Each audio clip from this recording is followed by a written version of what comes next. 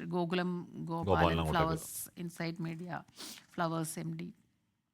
ഗോകുലം ഗോപാലൻ അങ്ങോട്ടേക്ക് flowers chairman Gokulam Gopalan അങ്ങോട്ടേക്ക് എത്തുന്നു. മുൻ പ്രതിപക്ഷ നേതാവ് രമേശ് ചെന്നിത്തല അവിടെ വന്ന് സന്ദർശനം നടത്തി മടങ്ങി. പ്രതിപക്ഷ വി.ഡി. സതീശൻ ഒരു നോക്ക് കാണാൻ അങ്ങോട്ടേക്ക് എത്തുന്നുണ്ട്. അങ്ങനെ സമൂഹത്തിന് നാനാ തുറയിൽപ്പെട്ടവർ, രാഷ്ട്രീയ സാംസ്കാരിക മേഖലയിൽപ്പെട്ട എല്ലാവരും അങ്ങോട്ടേക്ക്, ഒട്ടുമിക്ക എല്ലാവരും തന്നെ ഇന്നലെയും ഇന്നുമായി ശ്രീനിവാസൻ ഒരു നോക്ക് കാണാൻ വേണ്ടി അങ്ങോട്ടേക്ക് എത്തിയിട്ടുമുണ്ട്.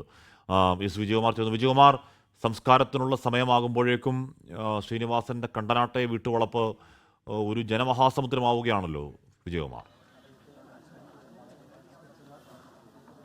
യെസ് ഹാഷ്മി, അക്ഷരാർത്ഥത്തിൽ അതൊരു ജനസമുദ്രമായി മാറിയിരിക്കുകയാണ്. ഇപ്പോൾ ഏറ്റവും ഒടുവിൽ ഇവിടെ ബന്ധുക്കളും സുഹൃത്തുക്കളും അറിയിച്ചത് 11 മണിയോടെ സംസ്കാരം, അതായത് 10 മണി എന്നത് ആ സമയക്രമം പാലിക്കാൻ കഴിയില്ല. ഇപ്പോഴും ആളുകൾ എത്തിക്കൊണ്ടിരിക്കുകയാണ്.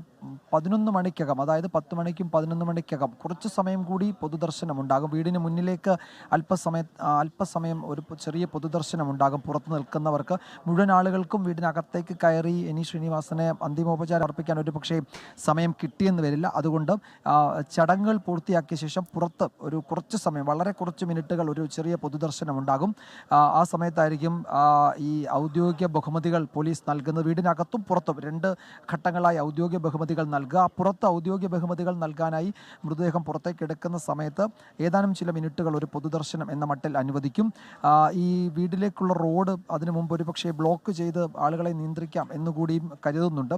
പരമാവധി ആളുകൾ ഇതിനോടകം വന്നിട്ടുണ്ട്. ഇനിയും ആളുകൾ കാത്തു നിൽക്കുന്നുണ്ട്. അപ്പോൾ തിരക്ക് വലിയ തോതിൽ കൂടിയാൽ സംസ്കാര ചടങ്ങുകൾ വീണ്ടും താമസിപ്പിക്കേണ്ടി വരും. അത്തരം ഒരു സാഹചര്യം ഒഴിവാക്കണമെന്ന് ബന്ധുക്കളും അറിയിക്കുന്നുണ്ട്. അതുകൊണ്ട് ഒരു 10 മണിയോടുകൂടി ഒരു പ്രതിപക്ഷ നേതാവ് വി.ഡി. സതീശന് വേണ്ടി കാത്തിരിക്കുകയായിരുന്നു.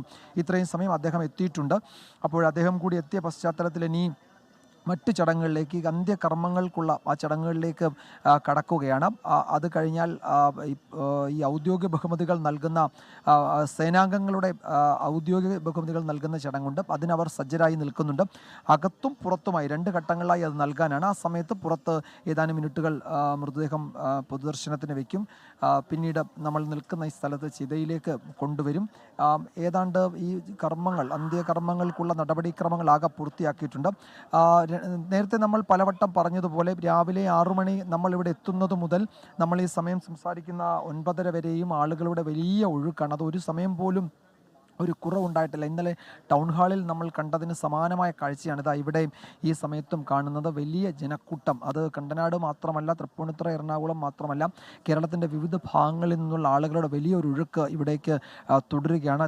ലോകത്തെവിടെയായാലും ഏത് സമയത്തും 24 വാർത്തകളും ഓഗ്മെന്റഡ് റിയാലിറ്റി പാക്കേജുകളും എക്സ്പ്ലെയിനറുകളും വിശദമായി കാണാൻ ഞങ്ങളുടെ യൂട്യൂബ് ചാനൽ നിങ്ങൾക്ക് സബ്സ്ക്രൈബ് ചെയ്യാം.